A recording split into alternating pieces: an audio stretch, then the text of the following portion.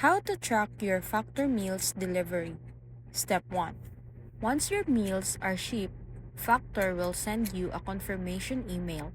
Open that email and inside you'll see a tracking number and a track package button. Tap it and it will direct you to the shipping carrier site, usually FedEx or apps. Step 2.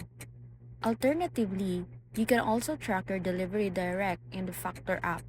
Open the app, tap on the deliveries.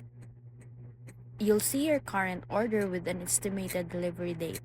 Tap it to view tracking status, including where it's out of delivery, in transit, or delayed. Step 3.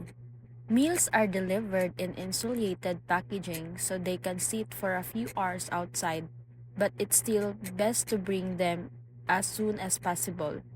You'll usually get delivery notification once it's dropped off, either via email or push notification. And that's it.